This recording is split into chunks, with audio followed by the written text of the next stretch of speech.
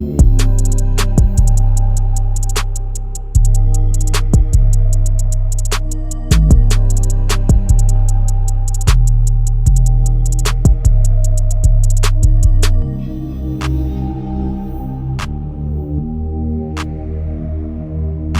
back to the Team to Beat Miami Heat podcast, your one-stop shop for daily Miami Heat content. Before we get started on the episode, just want to thank everybody for supporting the channel, pushing to 3,000 subscribers. So if you do enjoy the content, don't forget to subscribe. So for this episode, I want to talk about Andrew Wiggins and his fit with this Miami Heat team and how trading for Andrew Wiggins will provide a big boost on both ends of the floor for the Miami Heat. So Andrew Wiggins will be making his debut tonight, along with new teammates Kyle Anderson and Davion Mitchell against the Boston Celtics. So the Miami Heat have some new cavalry, so much needed right now after the Miami Heat have lost a few games where they should have won against the Bulls and the Nets. Both were embarrassing games. So adding Andrew Wiggins now for Jimmy Butler is going to be huge. It will be uplifting for this Miami Heat team. And again, I want to talk about his fit. So, first off, his versatility is something that the Miami Heat needs, especially now that Jimmy Butler is on the Warriors. Wiggins is known for his ability to play both forward positions, so he can play small and power forward. His athleticism, his wingspan and length, and defensive prowess is going to mesh perfectly with the Miami Heat's defensive first mentality. So, we all know that the NBA league has shifted towards more of an offensive minded strategy, especially shooting a ton of 3-pointers. And he's someone who could shoot threes, which is great, which will help this Miami Heat team. But the Miami Heat's identity and bread and butter is always going to be defense first. So Wiggins is a two-way player. And that's exactly the kind of guy that the Miami Heat love. They love 3-and-D type players. His defense has improved over the years, and he's not going to get you a ton of like steals or blocks or interceptions like Jimmy Butler, but he is going to be a really good isolation defender, one-on-one defender. He's obviously good within a scheme. He could obviously rotate on the perimeter, but he is literally someone who is going to body up defenders, and he's going to use his strength and athleticism and his size to deter players from scoring. So I could see him obviously guarding probably Jason Tatum tonight and other top wing players in the association. So over the years, again, though, with the Golden State Warriors and during their championship run in 2022, he was one of the league's best defenders. And he often took, again, like the toughest assignments, like guarding Tatum in the finals, like guarding LeBron James. His length and quickness, like I mentioned, allow him to guard multiple positions, even from shooting guards all the way to power forwards. And in Miami, that's going to be invaluable with their focus again on defensive schemes and switching on the perimeter specifically. On the offensive end, Wiggins brings scoring versatility as well. I think he's a three-level scorer. We don't have too many of those outside of Tyler Hero on this roster. Terry Rozier was that for a little bit, but he's obviously having a down season.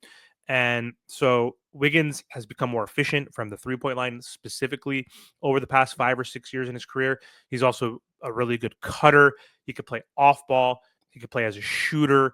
He is someone who can handle the ball. He's not the best playmaker, but again, he's a three-level scorer. That is something we need. And again, he can knock down the three. So that is going to help, obviously, because Jimmy Butler basically wasn't shooting threes. We know Jimmy's improved in that area over the past few seasons. Of course, in the playoffs, he becomes way more clutch and reliable from three and shoots more threes, but he's only shooting 3 or 4 threes even in the playoffs when I'm talking about Jimmy Butler. Regular season, he's barely taken any threes. So Wiggins right now, he is shooting 5.8 threes at 38%, which is huge. He's averaging 17.6 points per game, almost a block, zero point 0.9 steals. He's averaging 4.6 rebounds, 2.3 assists. So he is someone who's going to help spread the floor. You add him with Tyler Hero, possibly Duncan Robinson, Khalil Ware, and Bam as a starting five, then everybody on that floor, even Bam, can theoretically hit a three. Bam is your worst three-point shooter in that lineup, but still, he is capable. Bam has actually been improving. I think he's hit a three in like 6 straight games. So Bam is not going to be taking a ton in the future. But with Andrew Wiggins slotting in for Jimmy Butler, they are going to be a more lethal 3-point shooting team. So Wiggins, again, is someone who's going to play really well next to Bam Adebayo. Bam Adebayo is one of the best screeners in the NBA. So that is going to allow him to get to the paint, which is going to be dangerous. This is going to allow Tyler Hero to play off ball because right now he's been our main on ball guy. He's been getting double teams, getting blitzed every single game. This is going to help open up the floor for Tyler Hero as well. So with Wiggins, again, it's not just about defense and that 3-point shooting. With Wiggins, what he brings to this Miami Heat is that scoring option behind Tyler Hero. So Bam off here right now, but he's improving. He's playing better since he's been slotted to the in the power forward position now that Kel'el Ware is starting. But he's still only averaging like 16 points per game. Wiggins is, I think, capable of increasing his scoring on this Miami Heat roster as he'll be more of a focal point on offense. And I think he can average anywhere from 18 to 21 points per game. He's going to have a more of an opportunity, and he's going to be relied upon, I think, more here in Miami. But any given night, he can give you 20 plus points, and he would take, again, some pressure off Tyler Hero, like I mentioned, allowing him to focus more on playmaking and catch and shoot opportunities, and helping Tyler Hero get less double teamed, which will open up Tyler's game as he's been struggling since he was named an all-star last week. So he's going to be a much needed weapon on the offensive end for the Miami Heat. On top of that, he has the playoff experience with the Warriors. He won a championship with the Warriors, so he brings championship experience. He's proven that he could perform in big moments, and Miami thrives kind of in high pressure situations. They play a ton of clutch games, just like the Warriors did, so he's used to that.